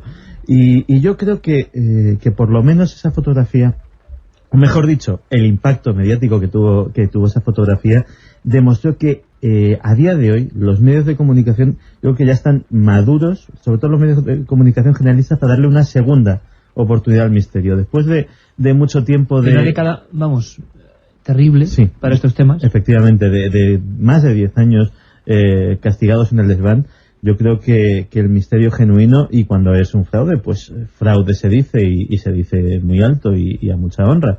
El misterio genuino tiene por fin canales para empezar a llegar, aparte de nosotros, de los que, bueno, somos especialistas porque es nuestra vida, nuestro entusiasmo, nuestro corazón lo que ponemos en ello, pero y por eso pues posiblemente sepamos más que otros, pero más que nada por los años que le hemos dedicado, pero que a lo mejor las televisiones, las radios, en espacios que no tienen teóricamente nada que ver con esto, pues le dan una segunda oportunidad. Luis, rapidísimo, ¿tu foto? Pues una foto que tomé, no sé muy bien dónde, en un viaje por la cordillera Cantábrica. Ha perdido las psicofonías, el otro compañero no me entró del Hotel Bolívar. ¡Qué desastre el equipo! Este equipo no sé a dónde vamos a parar. Estamos en Nochevieja y bueno, todo puede ser, ¿no? En fin, fue un viaje que hice en el 98 por la costa cantábrica. Digo que no sé porque fotografié cientos de iglesias muy antiguas, y en una de ellas precisamente aparece como en la puerta más o menos como una bola de luz estilo Foo Fighter de un color como rojizo, que hace además una trayectoria como elíptica, como si llevara una velocidad, bajar y volver a ascender. Me sorprende porque he hecho miles de fotografías, por no decir cientos de miles, y es la única vez que me ha salido una cosa así, ¿no? Curiosísimo. Oye, Guillermo, quizá lo más interesante es que, como decía bien Santi, es que si es fraude, se dice que es fraude, si uno descubre el argumento real de eso, se pone, y eso está sorprendiendo porque la gente, yo creo que espera ya el análisis que no es fraude con mucho más criterio, ¿no? Hombre, y lógicamente, lo que tú comentas, ¿no? Si hay fraude se comenta y que nos podemos equivocar, ¿no? Que no somos poseedores de ninguna verdad absoluta, como pero no eras un robot infalible.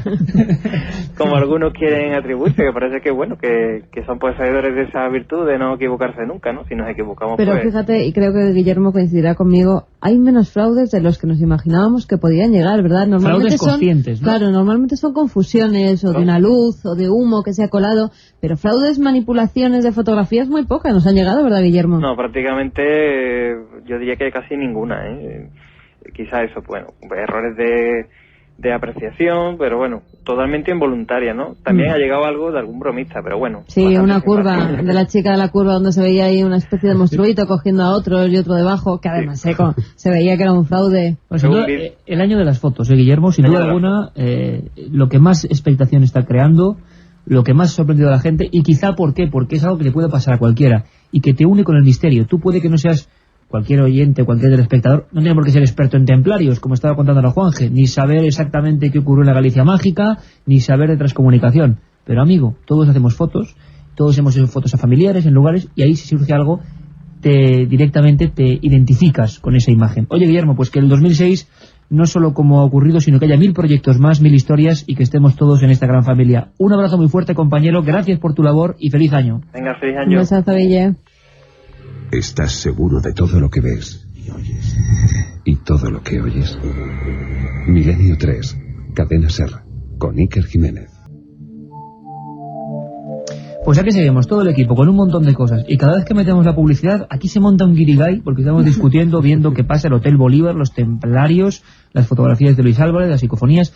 Por cierto, que tenemos a un querido compañero que también hace honor a lo que decíamos antes con Miguel Pedrero, ¿no? El auténtico rastreador solitario. Y además, dentro de muy poco, yo creo que con gran alegría, por parte de todos los que siguen los misterios españoles, nos va a sorprender con una obra literaria pues muy interesante, auténtico reporterismo de campo, en esa zona mágica que precisamente Santi ha sido un poco protagonista, ¿no? Extremadura tiene mucho que contar, y si alguien se ha pateado y peinado Extremadura, y nos lo va a contar dentro de muy poquito, negro sobre blanco, ese es nuestro querido compañero Gonzalo Pérez Arro. Gonzalo, ¿cómo estás? Feliz año, amigo.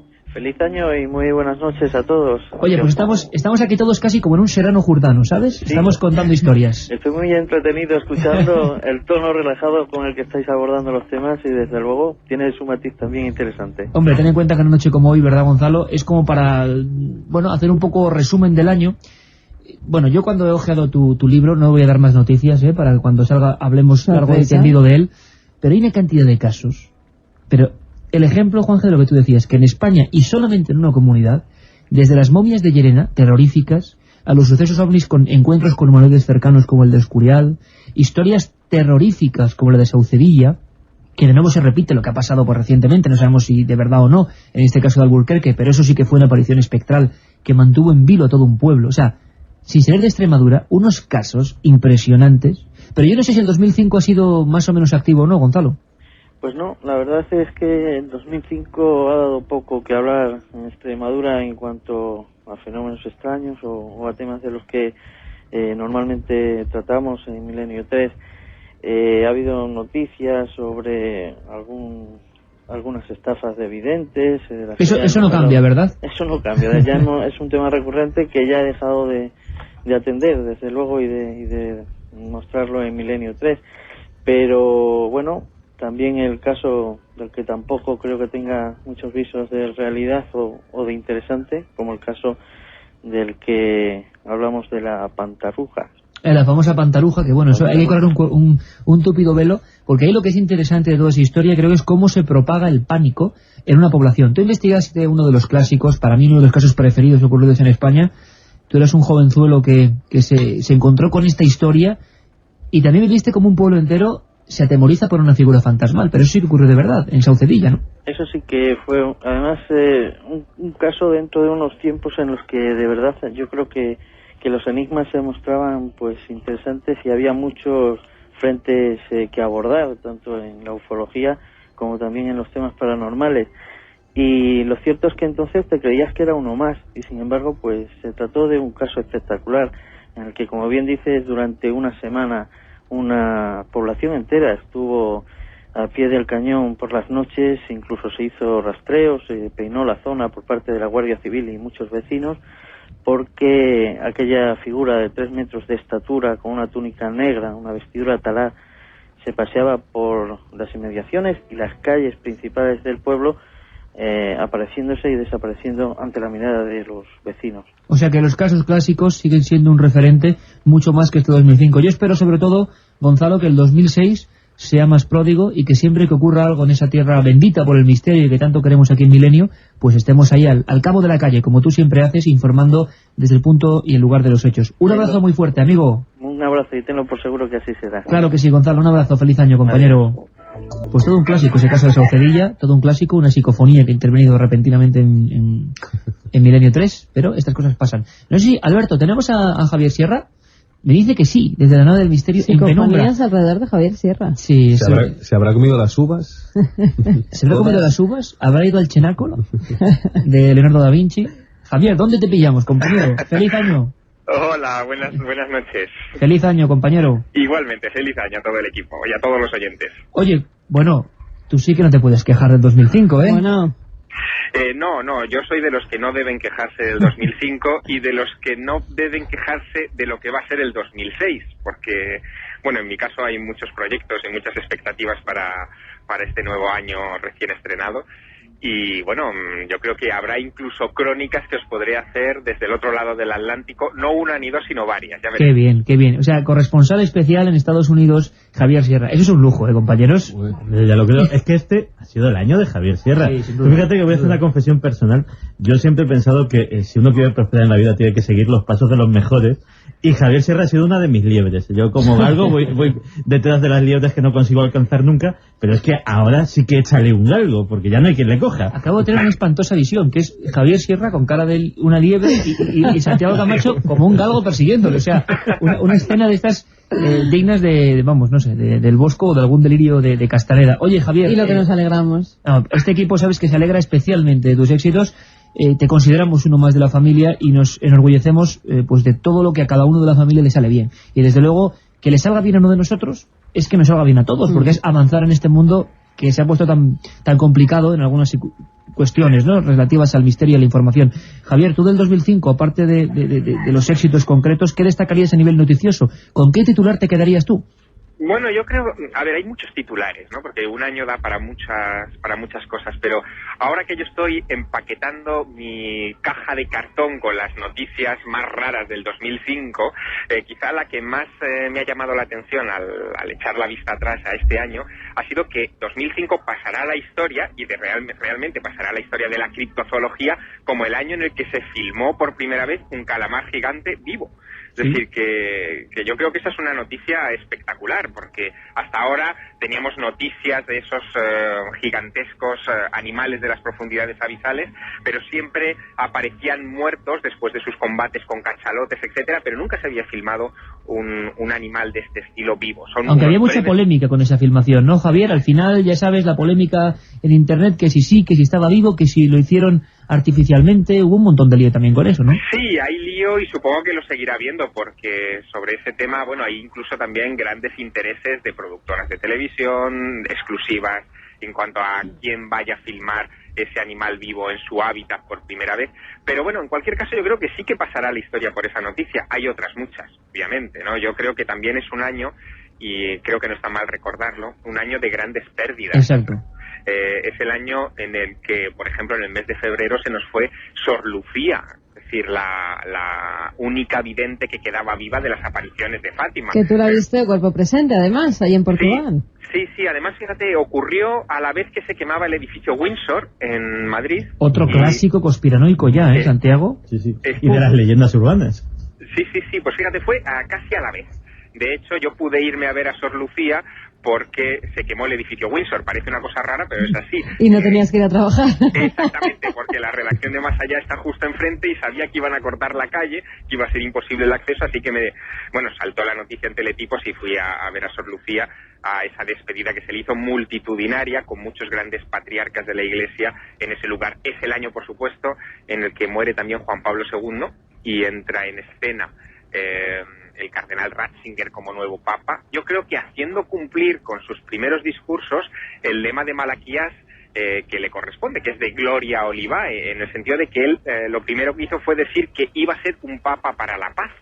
Y bueno, esa es su obsesión. Y más sorpresas que parece que nos va a dar respecto al tema judío, muy enraizado con el símbolo del olivo, de la rama del olivo. Pero sobre todo, es el año en el que hemos despedido a Fernando Jiménez del Oso, que creo que ha sido como, bueno, más que un padre para muchos de nosotros. Y un tremendo shock, ¿no? A nivel de todos los que amamos el misterio también. Y un tremendo shock, efectivamente. Y también se nos fue otro gran comunicador y pionero de las paraciencias en el archipiélago canario, como fue Francisco Padrón, Paco Padrón. Lo hemos comentado antes, incluso también otros menos conocidos, ¿verdad, Javier? Como Manuel Seralcoca y tantos otros que, bueno, habían hecho sus pinitos en este mundo de lo extraño y también se han ido en el 2005. Así es, creo que es un año, por lo tanto, en el que cuando echemos la vista atrás dentro de algún tiempo, veremos que en este año en concreto se nos han ido muchos de los grandes, ¿no? Y bueno, de alguna manera se nos va acercando a nosotros la responsabilidad de, bueno, mantener la divulgación seria de estos temas y de trabajar para que surjan nuevas generaciones, que es lo que todos queremos, ¿no? Pues a ver si lo logramos en este 2006, Javier, este 2006, en que todo el equipo de Milenio te manda un abrazo fortísimo. Vamos ya rápidamente hacia la recta final de este programa. Javier, feliz año y un abrazo muy fuerte. ¡Feliz año! ¡Feliz año! Un fuerte abrazo. Bueno, una música eterna de este programa, la de Kraftwerk. Nosotros somos los robots y tenemos, creo, Alberto, a Enrique Chazarra por ahí. Me dice que sí, con el pulgar hacia arriba. Enrique Chazarra, antes hablábamos, gran investigador, gran amigo, gran compañero, y que lo hemos conocido sobre todo, no solo investigador, sino mucho menos por el tema de Ochate. Había una noticia que decían que la Junta de Castilla y León, fijaos qué curioso, se iba a interesar arqueológicamente por Ochate, y eso podía empezar a arrojar luz. Enrique, feliz año, amigo. Igualmente, Iker, ¿qué tal? ¿Cómo estáis? ¿Cómo estás?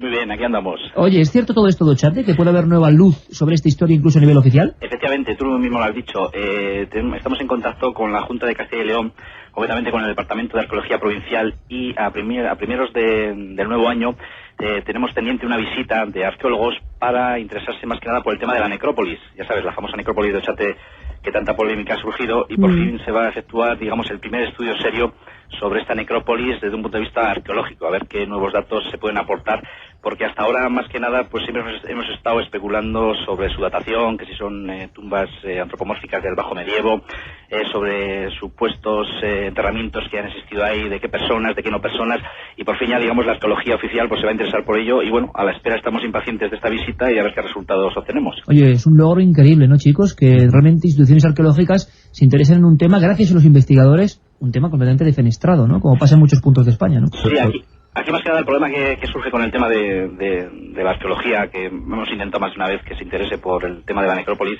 es que tener en cuenta que, bueno, lo que hemos hablado más de una vez, ¿no? Que Ochate está ubicado en Álava, pertenece a Burgos, entonces entre esas instituciones de ambas provincias pues no se ponían de acuerdo.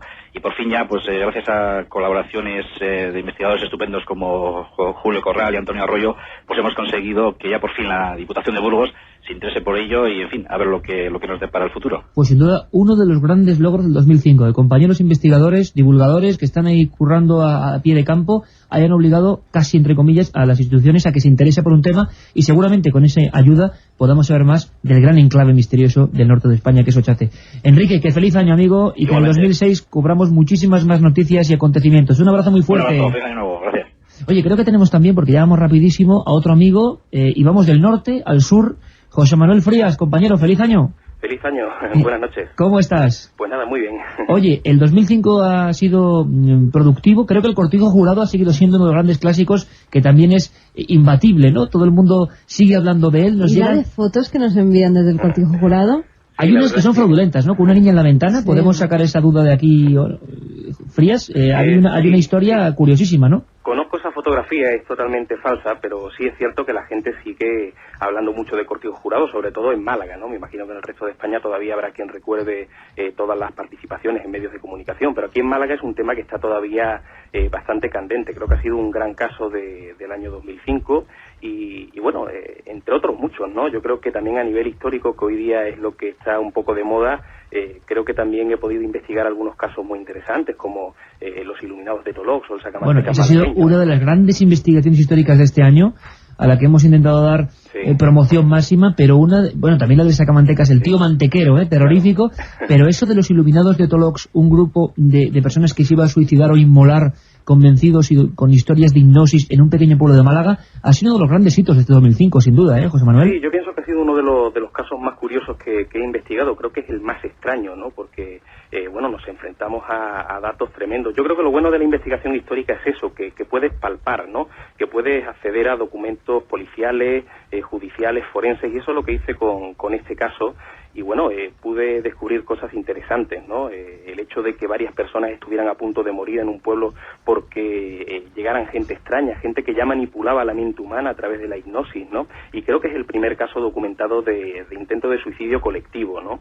Así que, creo que lo que os decía, ¿no? Uno de los casos más curiosos y que en cierto modo devuelve la esperanza de que incluso aunque transcurran siglos, los casos que fueron cerrados, que fueron mal cerrados, a conciencia además, pueden resolverse con el paso del tiempo, sobre todo gracias a la casualidad de tropezarte en algún archivo con un legajo antiguo en el que te encuentras pues datos que luego vas contrastando, ya que con el paso del tiempo puedes ir uniendo las piezas mejor y descubres que la historia no es como nos la contaron y que en este caso, por ejemplo, pues la justicia lo hizo muy mal, intentó culpar a los inocentes y salvar a los culpables, nunca se buscaron, por supuesto, a los verdaderos culpables, ni al padre José, ni a ese famoso grupo sectario que había en el centro de Málaga, pero aunque haya pasado ya bastante tiempo, creo que en cierto modo, en homenaje a aquellas personas que lo pasaron bastante mal, y en el caso del Sacamantecas, en homenaje a la víctima, a ese niño asesinado, ¿no? Pues creo que sirve, que esto... La investigación histórica, José Manuel, como ejemplo de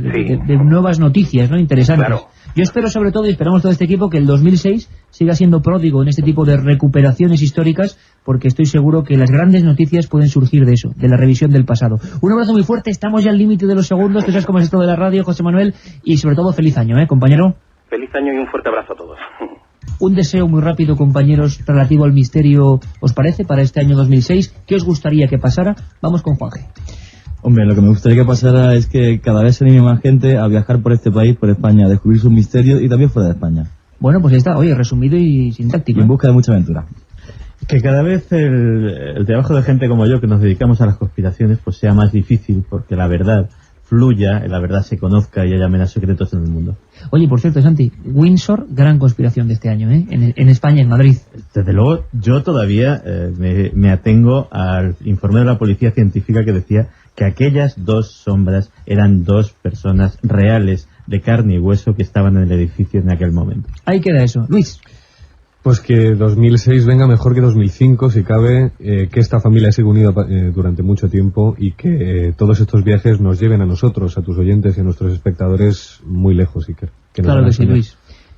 Carmen. Que se siga haciendo periodismo del misterio de forma seria, que no se les dé cancha a estos frikis que salen con capa de Drácula y que nosotros, divulgando desde estos micrófonos de la cadena SER, no este año, sino otro y otro y otro y otro. Bueno, pues deseos todos muy buenos. Por supuesto, yo lo que deseo es que ustedes, vosotros, estéis ahí, a través de la televisión, de la radio, que estéis ahí, dispuestos a tener unas horas de búsqueda, de investigación y sobre todo lo que compartimos todos, ¿no? Por encima de sabiduría, por encima de conocimiento, que es ilusión por hacer las cosas. Así que, feliz año, Alberto, compañero, feliz año.